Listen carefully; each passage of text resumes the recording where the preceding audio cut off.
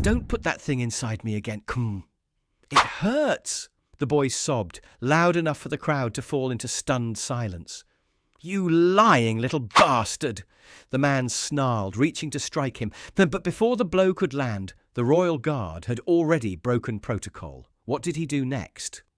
Before we reveal the full story, hit the subscribe button and drop a comment below, telling us where in the world you're watching from.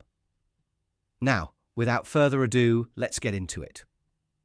Staff Sergeant Owen Loxley stood immobile at his post, the ceremonial rifle resting against his shoulder, as tourists swarmed around the palace gates. 8 years of military service had taught him to appear statuesque while remaining acutely aware of his surroundings. His eyes, fixed forward as protocol demanded, still caught the peripheral movements of the crowd, a skill that had saved his life twice during combat tours. Through the sea of excited faces and flashing cameras, something caught Loxley's attention. Not a threat in the traditional sense, but a dissonance in the otherwise predictable crowd patterns. A man and a boy, perhaps 8 years old, moving through the gathered tourists. Unlike the other children bouncing with excitement, this boy walked with unnatural stillness, his gaze downcast, even amidst the spectacle of the changing guards. Stand up straight, the man hissed, fingers digging into the boy's shoulder, and stop fidgeting. Despite the summer heat that had tourists in shorts and t-shirts, the boy wore long sleeves that covered his arms completely. When the man adjusted his grip, the sleeve rode up slightly, revealing what appeared to be scratch marks on the pale skin beneath. Loxley's combat-trained mind catalogued the detail automatically, the kind of marks that come from fingernails, not playground accidents. The man's attention shifted constantly, not to the guards or historic palace, but to other children in the crowd, his gaze lingering too long on a small girl in a summer dress, then a boy perched on his father's shoulders. Something predatory in that look made Loxley's neck tighten with instinctive warning. "Can I go see the guard up close?" the boy asked, his voice barely audible above the crowd's chatter. His first words in the 20 minutes Loxley had observed them. "Shut up," the man responded, bending down with a publicly pleasant smile that didn't reach his eyes. His hand moved to the boy's lower back, then downward in a touch that made the child visibly stiffen. "We'll leave when I say we leave." A middle-aged couple nearby frowned, the woman's maternal instincts clearly triggered by the interaction. The man noticed their attention and immediately transformed, ruffling the boy's hair with theatrical affection. "Sorry, buddy. Just a bit longer, then we'll get ice cream, okay?" His voice carried, performatively warm for anyone listening, but his fingers still dug into the boy's arm beneath his sleeve. The boy nodded automatically, his hollow eyes briefly meeting Loxley's before dropping back to the ground. In that fleeting connection, Loxley recognized something he'd seen before, not in children on palace tours, but in the eyes of hostages rescued from insurgent compounds, the empty compliance of someone whose will had been systematically broken. The crowd shifted, pushing the man and boy closer to the ceremonial barrier. The man's hand never left the child's body, touching places that seemed deliberately chosen rather than casual. Each time the boy attempted to create distance, the grip would tighten, visible even through the clothing. "Look at that one," the man whispered, nodding toward another child across the forecourt. "Pretty, isn't he?" His tongue darted across his lips, a gesture so quick most would miss it. The boy didn't respond, his face a mask of practiced neutrality. When a tour guide began explaining the history of the guards' uniforms, children gathered eagerly at the front of the crowd. The boy made no move to join them. "Why don't you go listen?" the man suggested loudly, his public persona carefully maintained. "Learn something interesting." But when the boy took a hesitant step, the man's fingers hooked into his belt loop, holding him back while appearing to simply rest his hand on the child's shoulder to onlookers. "Actually, stay where I can see you," he amended, eyes scanning the other children with unsettling intensity. A family with 2 daughters pushed through the crowd, the girls giggling as they pointed at the guards' bearskin hats. The man's attention locked onto them, his breathing visibly changing as he watched their movements. "Excuse me, Turu," a woman said, accidentally bumping against them as she navigated the crowd. "Sorry about that. Oh!" The contact had caused the boy to stumble, his sleeve riding up further and revealing what was unmistakably a handprint bruise circling his wrist. The woman's eyes widened in momentary shock before the man quickly pulled the sleeve down.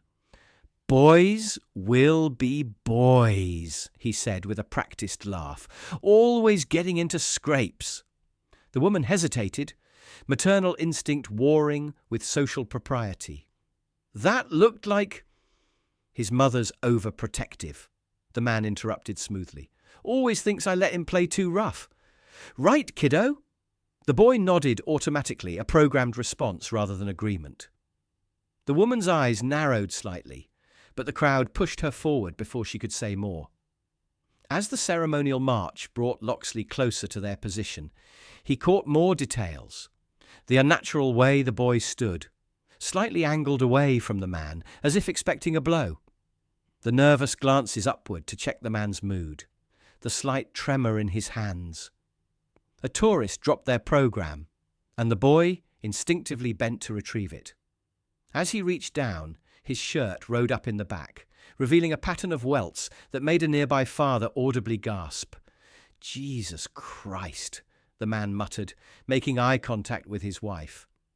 The uncle quickly pulled the boy upright, tugging his shirt down with what appeared to be helpful adjustment, but was clearly damage control. "Thank you," the tourist said to the boy, deliberately looking him in the eyes. "Are you enjoying the palace tour?" Before the child could answer, the man placed himself between them. "He's shy around strangers. Aren't you, boy?" The boy's eyes remained fixed on the ground as he nodded again, the movement almost mechanical in its precision. Neither too quick nor too slow. Exactly what was expected. Loxley had seen this behaviour before, in his counter-trafficking training, in briefings about child exploitation. The practiced compliance, the physical signs, the caretaker who never allowed the child to speak directly to others. All textbook indicators that had alarm bells ringing in his mind, while his body remained in perfect ceremonial stillness. "I want to see that guard," the boy suddenly said, pointing directly at Loxley. The unexpected assertion, the first self-initiated request Loxley had heard from him, caught both the man and nearby tourists by surprise. The man's face darkened momentarily, fingers tightening on the boy's neck in a way that would appear affectionate to casual observers, but made the child wince. "Don't be stupid," he whispered, bending close to the boy's ear. "We're leaving in 5 minutes." "But I want to see him," the boy insisted, a tremor of desperation in his voice that hadn't been there before. "Please, just for a minute." The man's eyes narrowed dangerously. What did I just say? His voice had dropped to a threatening whisper that only the boy could hear, but his expression remained pleasantly neutral for the benefit of onlookers. "Is everything okay?" The father, who had noticed the welts earlier, stepped closer, his protective instincts clearly triggered. Immediately, the man's demeanour transformed, his grip on the boy's shoulder loosening into a seemingly affectionate pat. "Of course. My nephew just wants to get closer to the guards," he explained, with a manufactured chuckle. "I was explaining we don't have much time before our tour bus leaves." "I'm sure the guards won't mind," the man's wife added, smiling at the boy. "They're used to children being curious." Caught in the spotlight of public attention, the uncle's face worked through calculations before settling on a convincing smile. "Well, I suppose we can spare a few minutes. Go on then," he told the boy, with forced cheerfulness. "But stay where I can see you." The boy hesitated, clearly unused to having a request granted. When the uncle nodded with tight-lipped permission, the child moved forward cautiously, as if expecting to be yanked back at any moment.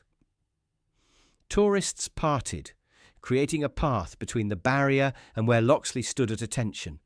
The boy's approach was measured, his movements deliberate, as if crossing a minefield rather than a palace forecourt. Behind him, the uncle maintained a pleasant expression, but his eyes never left the child. watching with the intensity of a predator tracking prey. The woman who had noticed the bruised wrist earlier positioned herself subtly between the uncle and boy, creating a small buffer of protection with her presence. Her husband joined her, both seeming to understand instinctively that something was deeply wrong. As the boy reached the ceremonial line just feet from Loxley's position, his face transformed. Away from his uncle's immediate control, a desperate hope flickered across features that had remained carefully blank until now. His eyes, meeting Loxley's directly, held a silent plea that transcended words, the universal language of a child seeking salvation. The crowd watched with curiosity, most assuming they were witnessing a typical tourist interaction, a child fascinated by the iconic guards.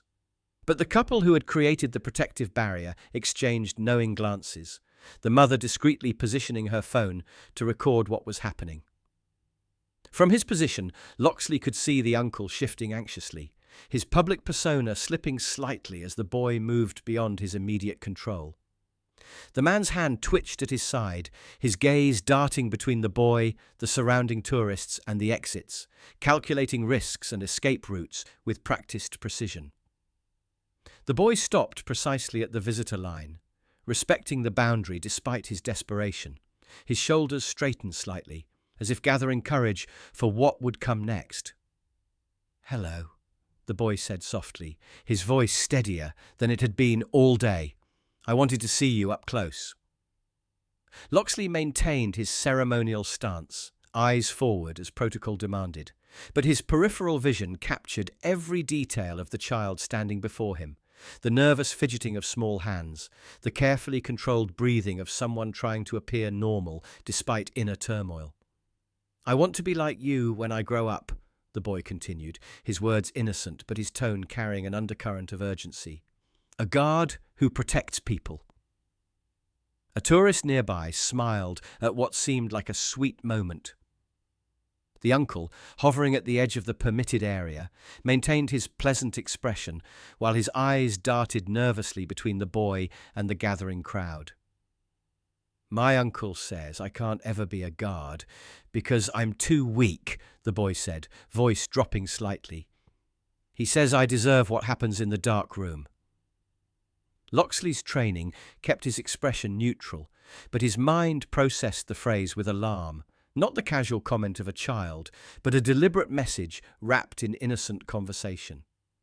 "I get scared at night," the boy continued, stepping slightly closer, "when the door opens and the light from the hallway makes a long shadow on the floor."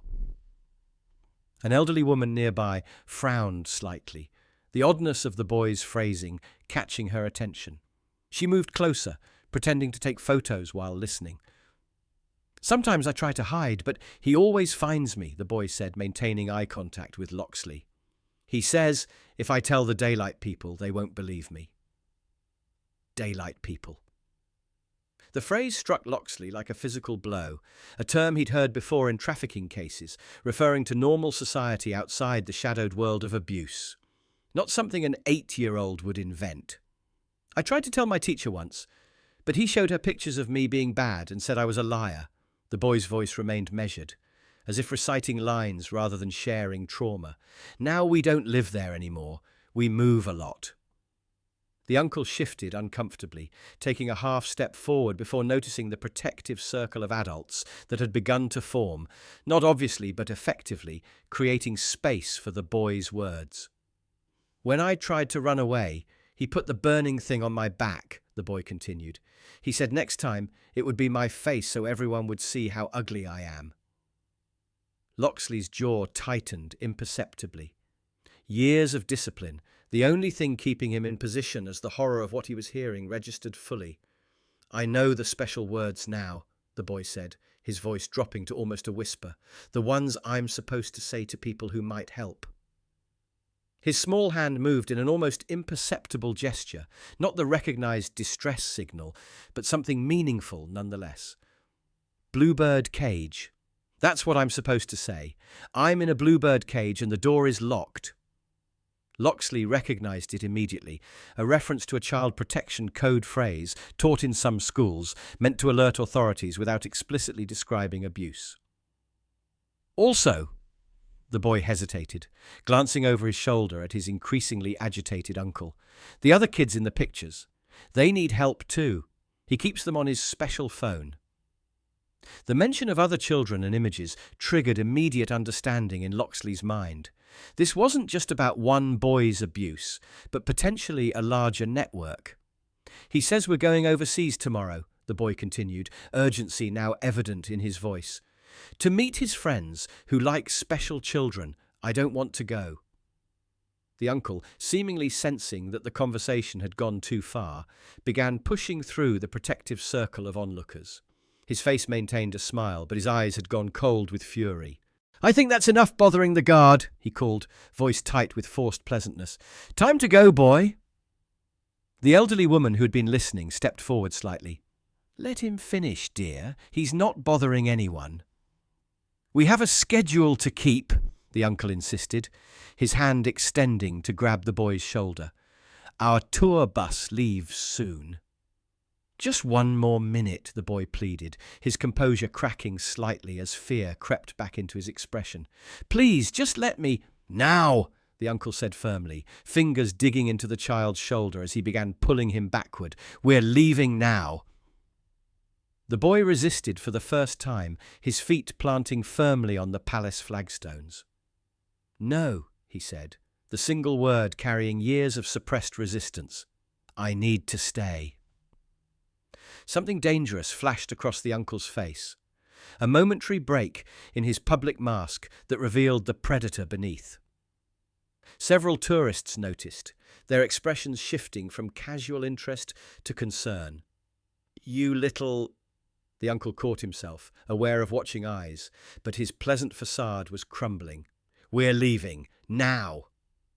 He grabbed the boy's arm, yanking him backward with enough force that the child stumbled. The deliberate cruelty of the action shifted the crowd's mood instantly. Take it easy, said the father who had noticed the welts earlier, stepping forward. He's just a kid.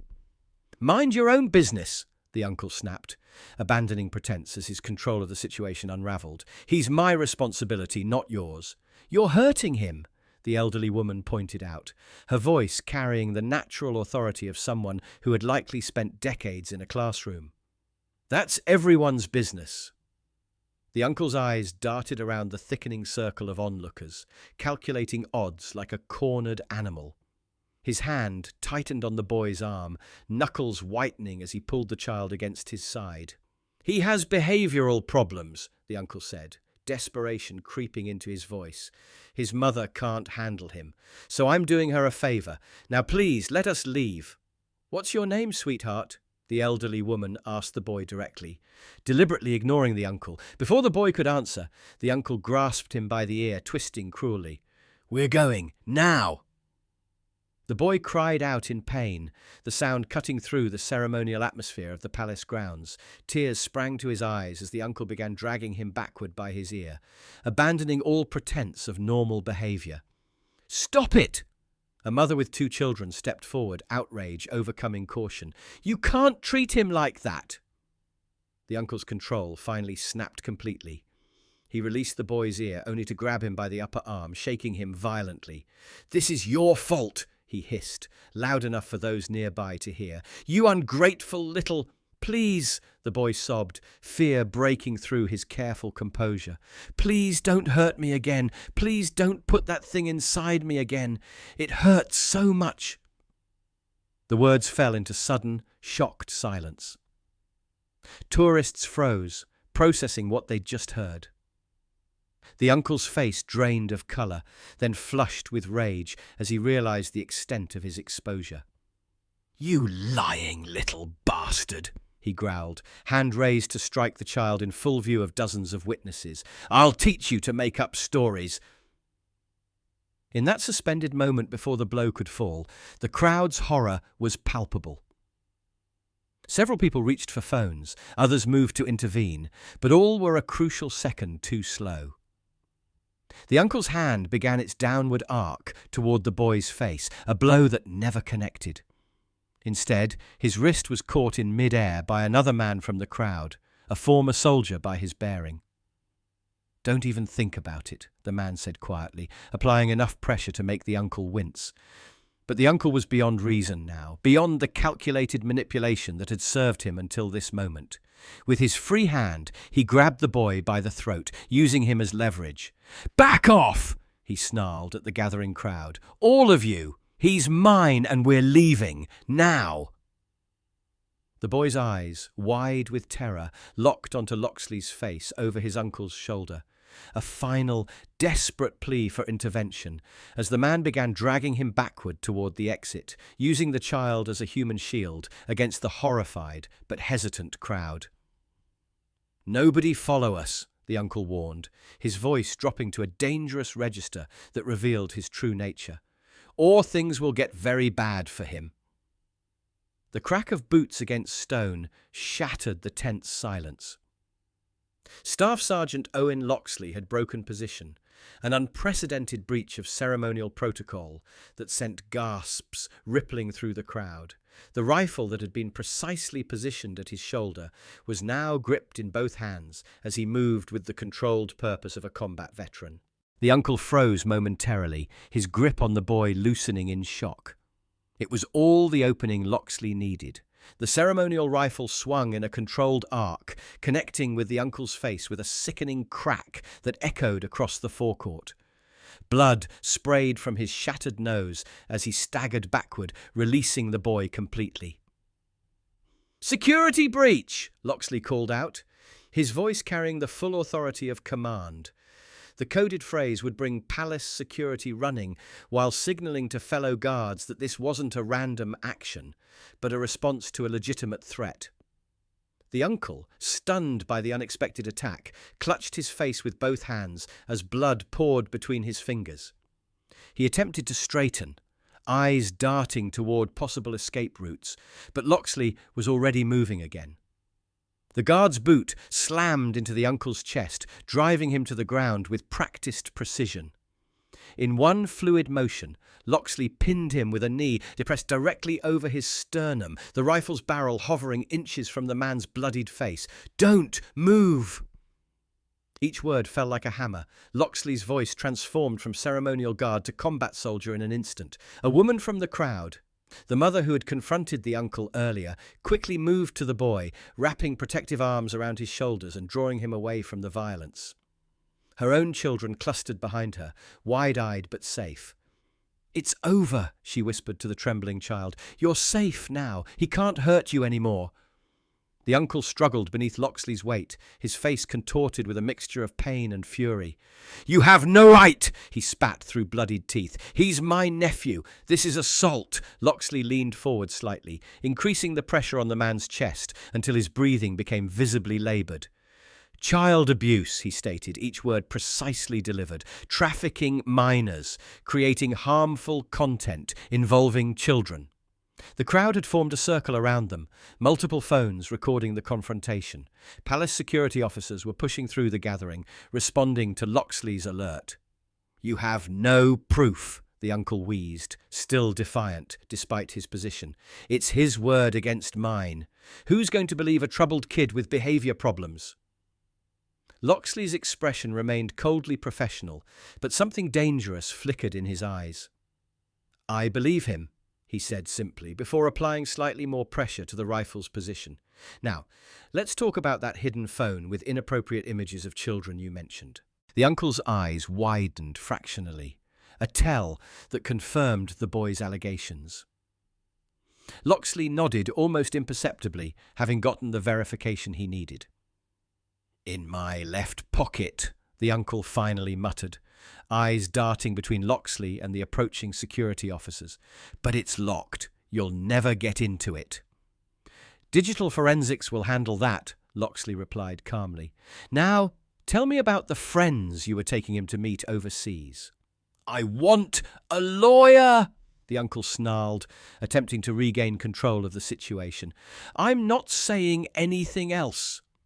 Loxley leaned closer, his voice dropping to a register only the uncle could hear. "You have two choices. Start talking now, or I'll assume you're still a threat and respond accordingly." To emphasize his point, He shifted his weight slightly, causing the uncle to gasp as pressure increased on his already compromised breathing.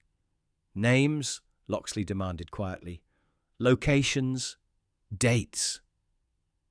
Perhaps it was the pain, or the absolute certainty in the guard's eyes that he would not hesitate to increase that pain, but something broke in the uncle's resistance. Amsterdam, he gasped. Tomorrow night. Hendricks and Kravitz are expecting deliveries from several suppliers. The meeting point is a warehouse in the old district. How many children? 5 that I know of, maybe more.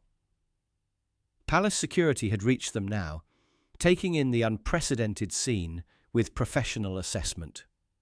Staff Sergeant, the lead officer addressed Loxley, what's the situation? Without releasing pressure on the uncle, Loxley delivered a concise report. Confirmed child sexual abuse. Suspect was attempting to remove the victim from the premises after the child disclosed abuse. Suspect has admitted to planned human trafficking of minors scheduled for tomorrow evening in Amsterdam. Multiple accomplices involved.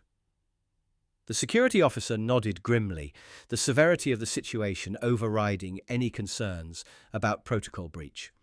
Metropolitan Police have been notified. Child Protection Unit is en route. He gestured to his team. We'll take him now, Sergeant.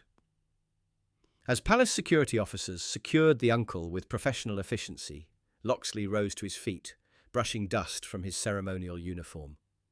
The crowd remained in stunned silence, witnessing justice delivered with unexpected swiftness in the shadow of centuries-old ceremonial tradition. The boy remained with the protective mother, her arms still around his shoulders as her own children stood nearby, confused but quiet in the face of adult gravity.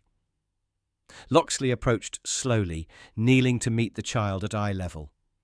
His ceremonial bearskin hat made the movement awkward, but there was nothing ceremonial in his expression now, just the compassion of a soldier who had seen too much suffering and had finally been able to stop some of it.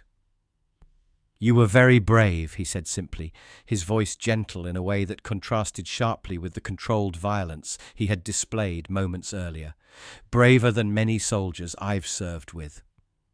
The boy looked at him with wonder, as if unable to process that his nightmare might truly be ending. He said, nobody would believe me, he whispered, that nobody cared. I believed you, Loxley replied, and I cared. A female police officer approached, having arrived with the first responders. She crouched beside them, her manner professional but kind. Hello there, she said to the boy. I'm Officer Daniels. We're going to take good care of you now.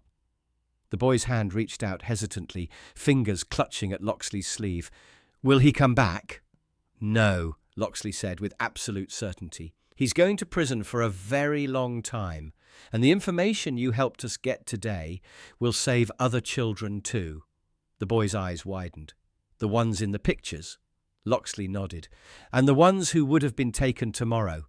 You didn't just save yourself, you saved them too. For the first time, something like hope flickered across the child's face. Not happiness yet, that would take time and healing, but the crucial first step away from despair. What happens now? He asked, looking between Loxley and the officer. First, doctors will make sure you're okay, Officer Daniels explained gently. Then we'll find your family. I don't have anyone, the boy interrupted, fear returning to his voice. My mum died, and then he said he was my uncle, but he wasn't really. Loxley and the officer exchanged glances, both recognizing the likely scenario, a predator who had targeted an already vulnerable child.